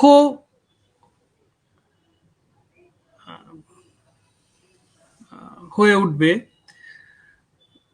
ইন দ্য সেন্স যে সেই ইনস্ট্রুমেন্টটি নানা রকম ভেরিয়েশনস করবেন থিমের উপরে, এবং গোটা অর্কেস্ট্রা তার ব্যাকগ্রাউন্ডে তাকে সাপোর্ট করবে। মূল সঙ্গীতটা ফুটে বেরোবে এই একটি ইনস্ট্রুমেন্টের মধ্যে দিয়ে। সেটা বেহালাও হতে পারে, সেটা পিয়ানোও হতে পারে, সেটা চেলোও হতে পারে, সেটা ভিওলাও হতে পারে, সেটা হর্ন হতে পারে, ফ্লুট হতে পারে, ক্ল্যারিনেট হতে পারে, যে কোনো ইনস্ট্রুমেন্ট হতে পারে। তো যদি সেটা বেহালা হয় তাহলে সেটাকে বলা হবে ভায়োলিন কনসার্টো, যদি সেটা পিয়ানো হয় তাহলে সেটা বলা হবে পিয়ানো কনসার্টো। এই কনসার্টো জিনিসটা রোমান্টিক মুভমেন্টের জিনিস, যেখানে ব্যক্তিসত্তা সবচেয়ে ইম্পর্টেন্ট। আনফেটার্ড ইমাজিনেশন, আমি কি বলছি, আমি কি ভাবছি সেটাই যুগপৎ। Primacy of feeling over reason, আমার ব্যক্তিসত্তার প্রাধান্য এই ধরনের কম্পোজিশনে লক্ষ্য করা যায়। এই রোম্যান্টিক কম্পোজিশনের মধ্যে এই কনসার্টোগুলো পড়ে, এবং বেথোভেন হতে প্রথম রোম্যান্টিক কনসার্টোস লেখেন। এইখানে আমি একটা ভায়োলিন কনসার্টো শোনাবো। বেথোভেন একটি ভায়োলিন কনসার্টো লিখেছিলেন, ওপাস 61। তখনকার দিনে একজন লিডিং ভায়োলিনিস্ট ছিলেন ফ্রান্স ক্লেমেন্ট বলে, তাকে এটা বলেছিলেন বাজাতে। আর এই সঙ্গীতটা তিনি ডেডিকেট করেছিলেন, উৎসর্গ করেছিলেন স্টিফেন ফন ব্রয়নিং এ। আমি জাস্ট কনসার্টোটার মিডল মানে সেকেন্ড মুভমেন্টটা, যেটা লার্গেটো জি মেজরে, সেটা আমি শোনাতে চাই। এখানে ইনস্ট্রুমেন্ট হচ্ছে সিম্ফনি অর্কেস্ট্রার স্ট্রিং যেগুলো আছে, violin, first violin, second violin, viola, cello, contrabass, দুটো ফ্লুট, দুটো ওবো, দুটো ক্ল্যারিনেট, দুটো বাসুন, দুটো হর্ন, দুটো ট্রাম্পেট, আর একটা টিম্পানি। টিম্পানি একটা বাদ্যযন্ত্র, ড্রাম গোছের জিনিস। তো এই ওয়ার্কটা, এই কম্পোজিশনটা ভীষণ লিরিক্যাল মোডে রচনা করা, এবং এখানে মিউজিকটাকে শুনলে বোঝা যাবে অনেকটা এই সোনাটা কোয়াসিউনা ফ্যান্টাসিয়ার মতন একেবারে ভাসিয়ে নিয়ে যাবে, ইন্সপিরেশনাল মিউজিক। এখানে ইনস্ট্রুমেন্ট তার নিজের কারিগরি বা প্রাওয়েস, টেকনিক্যাল প্রাওয়েস দেখানোর কোনো জায়গা নেই। এখানে যেটা ইম্পর্টেন্ট সেটা হচ্ছে এই লিরিক্যাল কম্পোজিশনটা, এই লিরিসিজমটা should have some kind of a dignity. এই ডিগনিটিটাকে প্রকাশ করা খুব ডিফিকাল্ট, এবং এক ধরনের নোবিলিটি আছে এই সঙ্গীতের মূর্ছনার মধ্যে, এক ধরনের উষ্ণতা আছে। এই মিউজিকটা শুনলে বোঝা যাবে যে বেথোভেন কতটা পারদর্শী ছিলেন তার সঙ্গীত রচনার মধ্যে দিয়ে। কেবলই মাত্র স্টর্ম এন্ড স্ট্রেস নয়, কেবলই মাত্র মিস্টিসিজমও নয়। শোনা যাক ট্র্যাকে।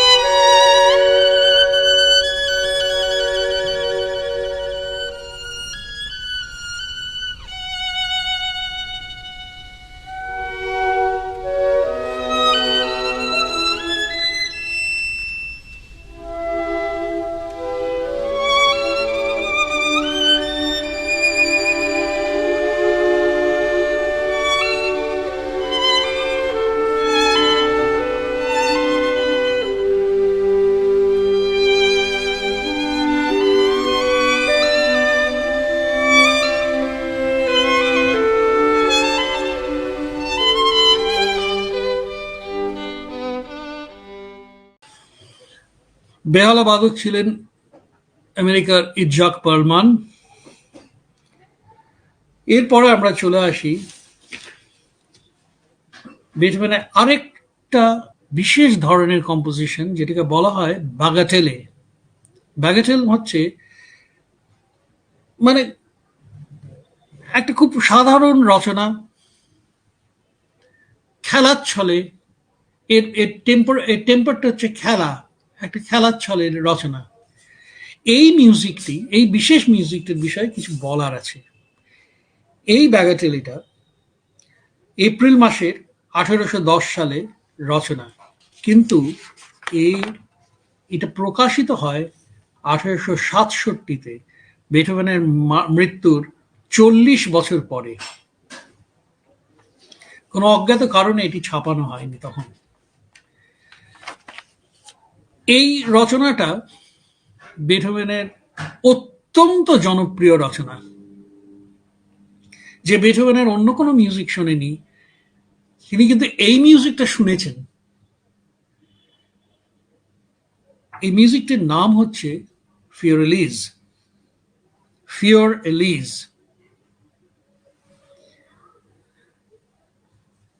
এই ফিওর এলিজ রচনাটার মধ্যে একটু বিশ্লেষণ করলে দেখা যাবে যে একটা শান্ত মগ্ন পরিবেশ থেকে বেথুভেন ভাসিয়ে নিয়ে যান অনাবিল আনন্দ স্রোতে। আবার তারপরেই সেই আলোক উজ্জ্বল পরিবেশ থেকে হঠাৎ নেমে আসেন একটা গভীর অতলান্ত গহ্বরে। সেখানে কিছুক্ষণ ইতস্তত ঘুরে বেড়ানোর পরে পরবর্তী আবার ফিরে আসেন একটা ঝলমলে পরিবেশে। এই পুরো ব্যাপারটাই 4 মিনিটের মধ্যে তিনি করেন। যাই হোক, এই ফিওর এলিজ বলতে গিয়ে, এই এলিজ ভদ্রমহিলা কে? কেউ জানে না এই নারী কে, এই রহস্যময়ী এলিজ নারী কে। বেথুভেন কোনো অজ্ঞাত কারণেই এই রমণীকে আত্মগোপন করে রেখেছিলেন, এই রমণীকে গোপন করে রেখেছিলেন। সুতরাং পরবর্তীকালে এই রহস্যময়ী রমণী আমাদের কাছে রহস্যই রয়ে যান।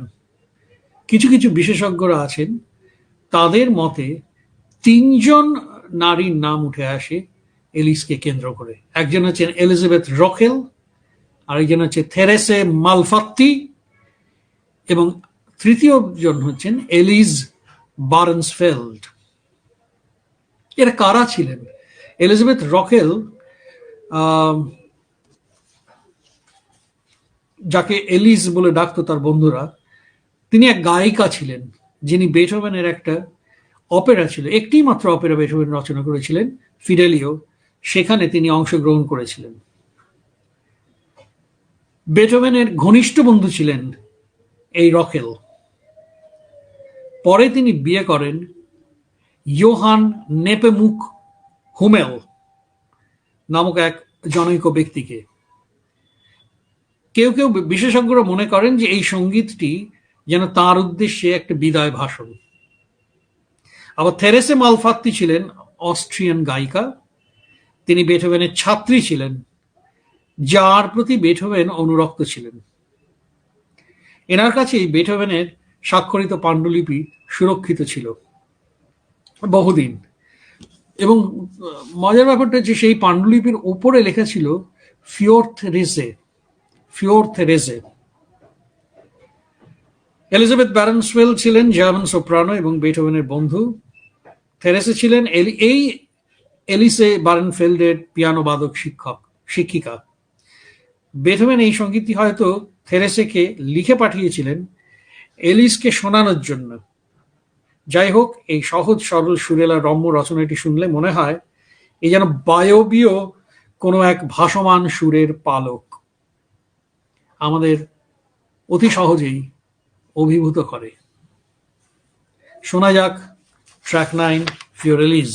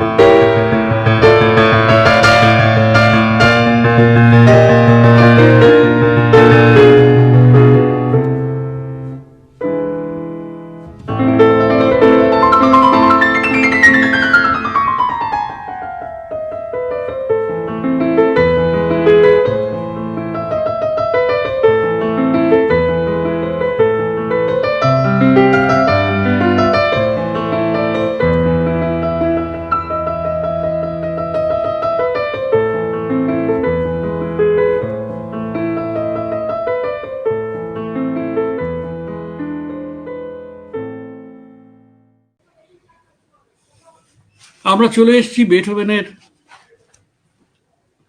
জীবনের শেষ কয়েকটা বছরের মধ্যে। এবার তিনি রচনা করবেন কোয়ার্টেট।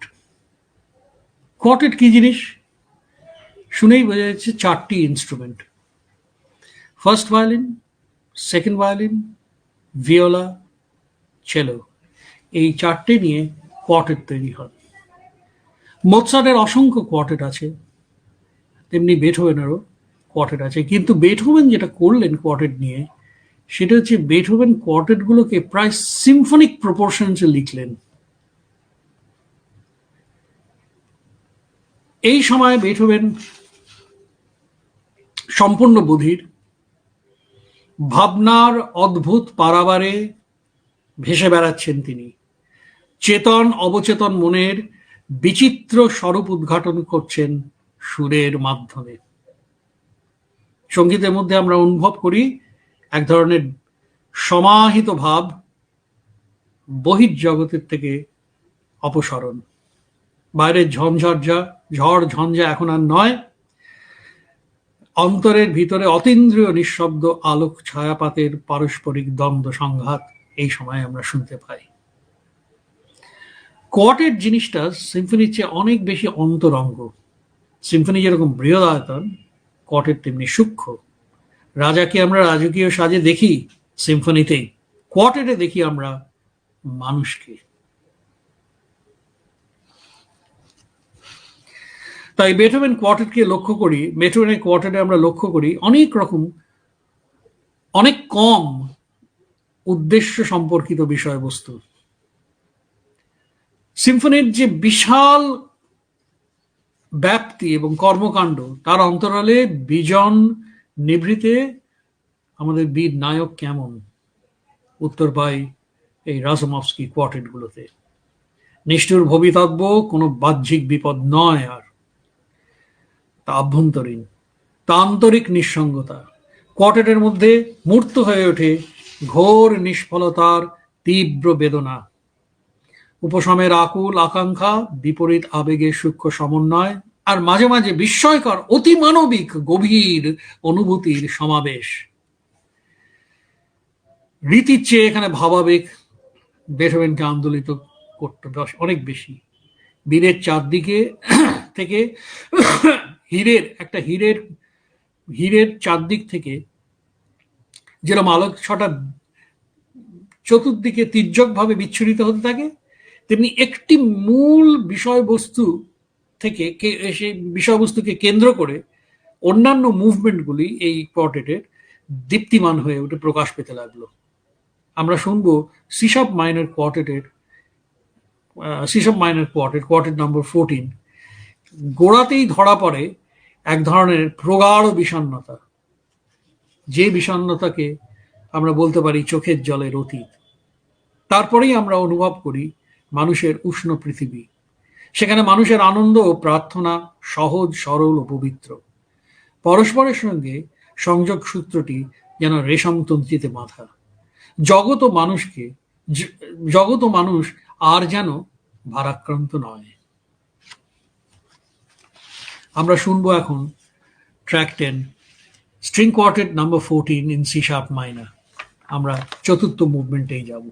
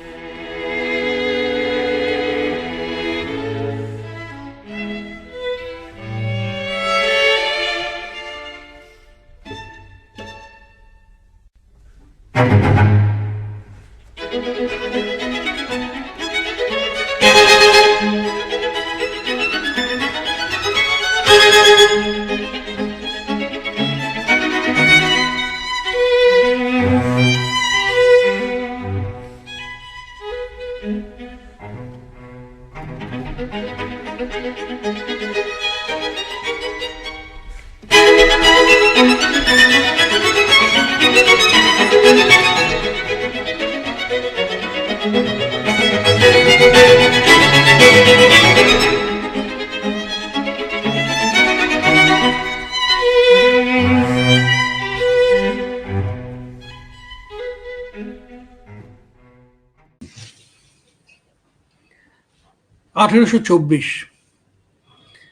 বেথোভেন 50 পেরিয়ে 54,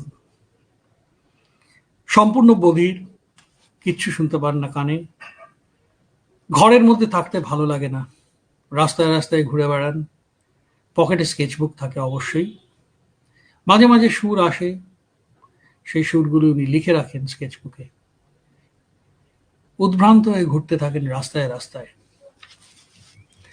এরকম করে ঘুরতে ঘুরতে একদিন হঠাৎ তার মনে হলো যে বহুদিন আগে 1792-93 একদম প্রথম যখন উনি ভিয়েনাতে এসেছিলেন, তখন ইয়োহান ক্রিস্টফ ফ্রিডরিশ ফন শিলার, একজন জার্মান কবি, তার একটা কবিতায় সুর দেওয়ার তার ইচ্ছা জেগেছিল সেই যৌবনে। কবিতাটির নাম হচ্ছে আইম ডি ফ্রাইহাইট বা ওড টু জয়। এত বছর পরে হঠাৎ তার ইচ্ছা হলো যদি সুর দিই। এই কবিতাটা বারবার উচ্চারণ করতে থাকলেন মনের মধ্যে, উদ্ভ্রান্ত দৃষ্টি নিক্ষেপ করে রাস্তায় ঈষৎ ঝুঁকে এগোতে লাগলেন, হাঁটতে লাগলেন। উস্কো খুস্কো চুল, টুপিটা মাথায় পেছন দিকে একটু ঠেলা, শার্টের কলার গুলো ওড়ানো, এরকম করে খোলা, সাদা স্কার্ফ বাতাসে উঠছে, একটু সামান্য সামনের দিকে ঝুঁকে পড়েছেন। ঝুঁকে পড়ে তিনি তার হাতগুলোকে মাঝে মাঝে আন্দোলিত করছেন এবং মাঝে মাঝে পেছনে ধরে রাখছেন। এরকম ভাবে চলতে চলতে লোকেরা তার দিকে অবাক দৃষ্টিতে তাকাতো এবং রাস্তার যেসব ছোট ছোট ছেলেরা ছিল তারা টিটকিরি দিত পাগল বলে। কিন্তু বেথোভেন তো সেগুলো শুনতে পেতেন না। মনের মধ্যে তার একটা সুরের কলি খালি অনুরণন করছে।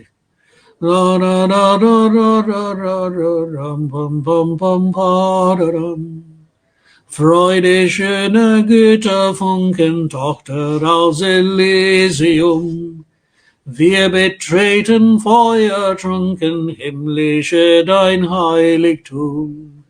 Deine Zauber binden wieder, was die Mode strengt geteilt. Alle Menschen werden Brüder, wo dein sanfter Flügel weilt. এটা অত্যন্ত সাধারণ সুর।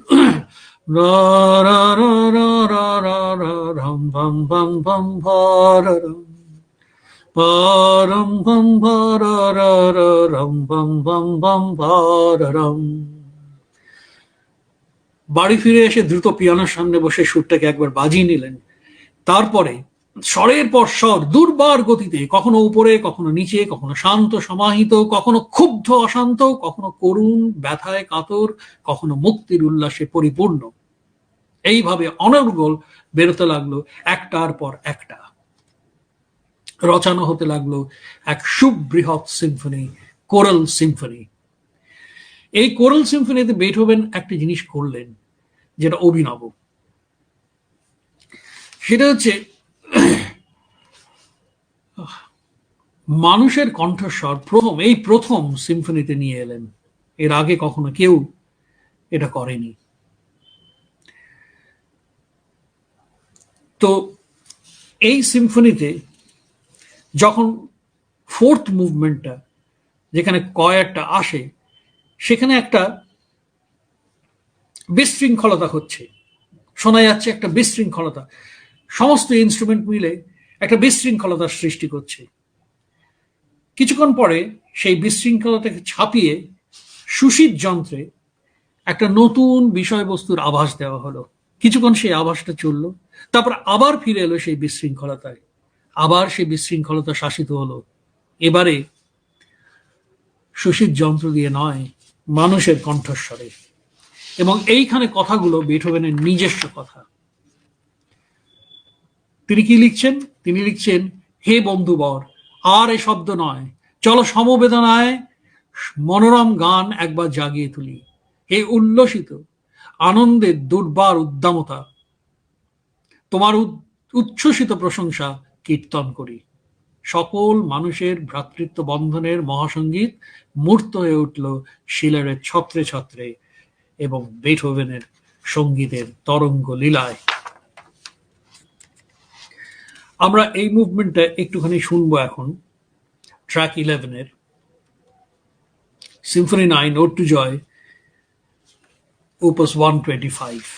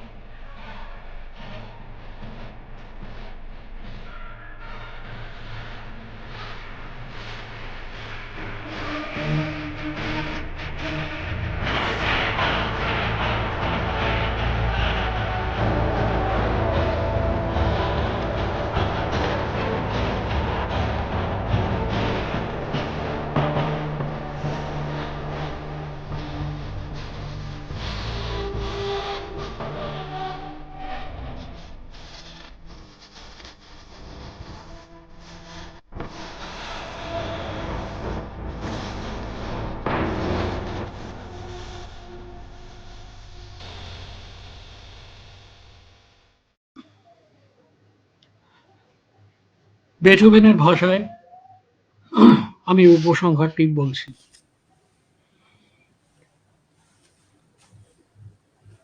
মিউজিক কি? কি মনে করতেন বেথুভেন মিউজিক কি? Music is the language of God. We musicians are closest to God. We read his voice. We read his lips. We hear his depth. Hear the music that is speaking inside you. I want to open music to the ugly, to the visual, to the very guts of man. This is going to be my new language of music, to talk about man's experience of God. Music is not about understanding, but about experiencing. Stop thinking about beginning and end, like clouds taking shape, tides shifting. Music doesn't work, it grows. One movement becomes another. As each idea dies, a new one is born. Do not be obsessed with structure, of choosing the correct form. Listen to the voice speaking inside you. Yes, silence is the key. Find the silence inside you, where you can find the music. Music lies not in the notes, but in the silence between them.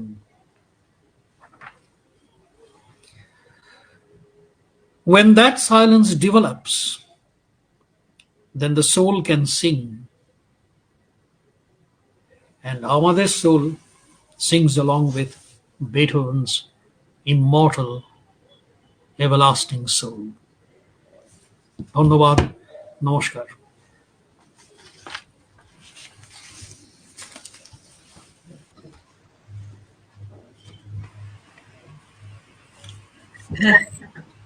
এরপরে আর কিছু কথা বলাটা খুব মানে এরপরে আর কথা হবে না।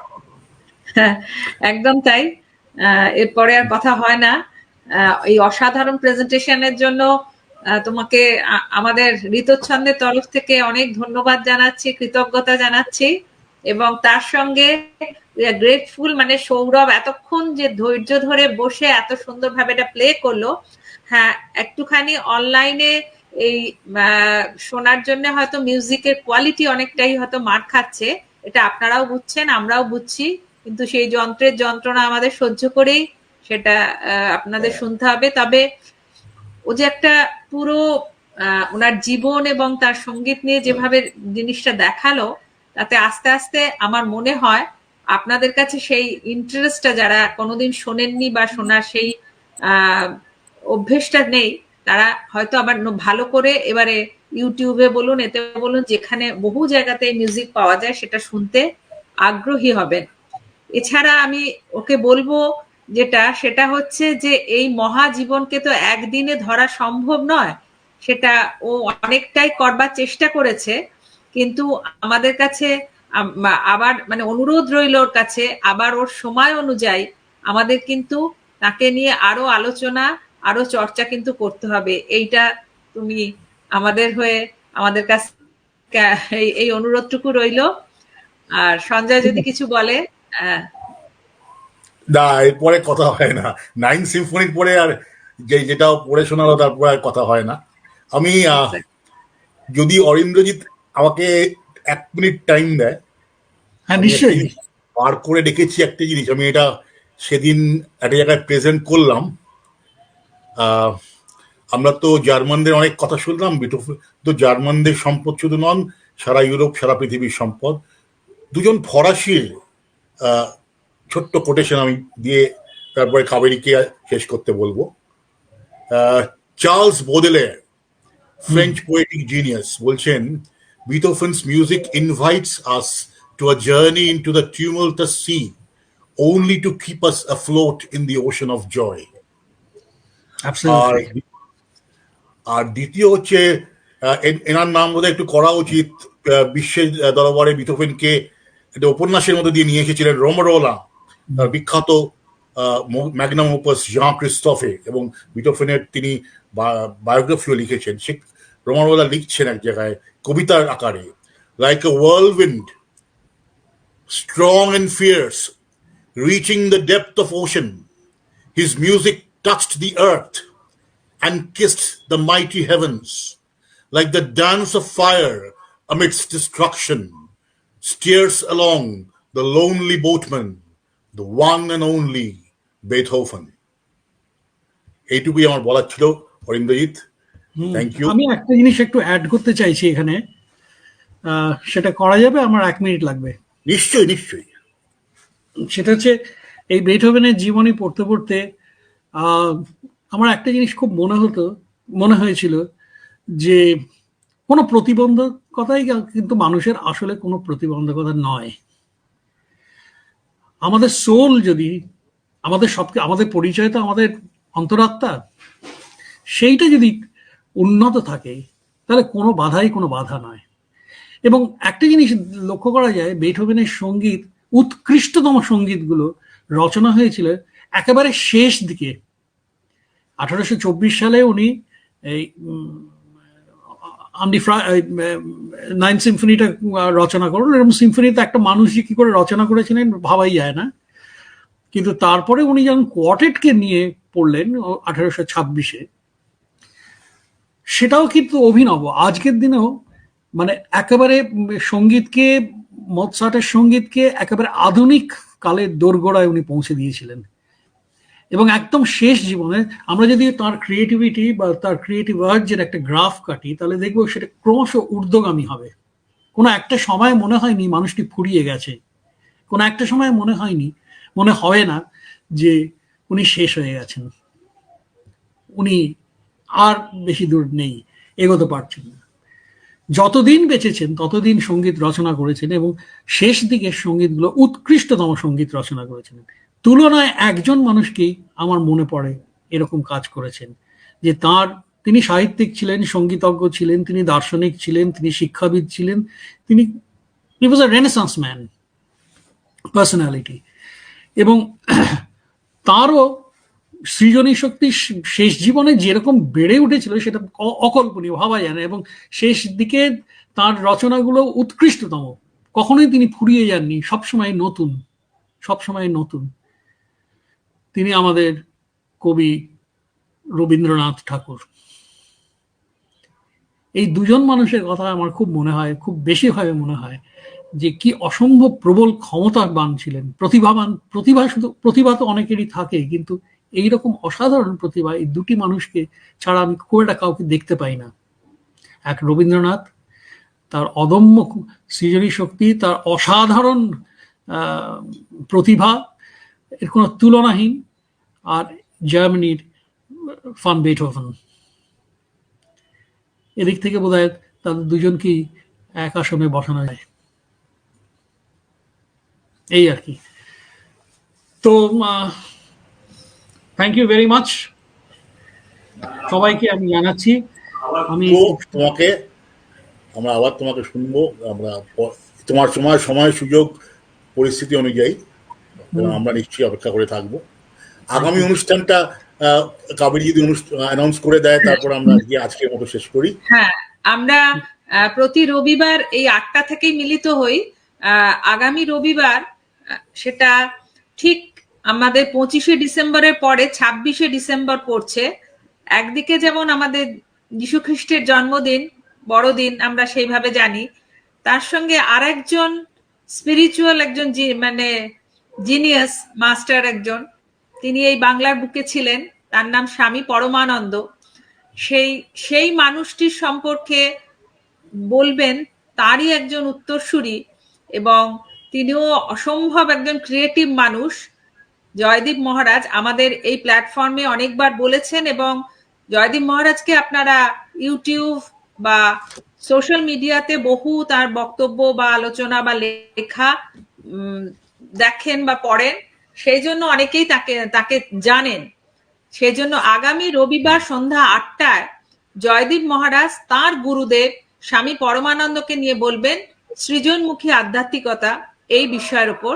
আপনারা নিশ্চয়ই আমাদের সঙ্গে যুক্ত হবেন আজকে এই কথা বলে, এবং আবার সবাইকে আমাদের তরফ থেকে অনেক ধন্যবাদ জানিয়ে এখানেই শেষ করছি। আমিও নমস্কার। সবাইকে, যারা যারা শুনলেন ধৈর্য সহকারে, তাদের সবাইকে ধন্যবাদ জানাচ্ছি এবং নমস্কার জানাচ্ছি। হ্যাঁ, নমস্কার। অরিন্দ্রজিৎকে নমস্কার, আমার ছাত্র বন্ধু সৌরভকে অনেক ধন্যবাদ, নমস্কার। ও অসাধারণ কাজ করেছে সৌরভ। হ্যাঁ, thank you Sourav so much. Thank you. Thank you Sourav. We are grateful to you. Thank you. আজ এই পর্যন্ত। ঠিক আছে। শুভরাত্রি।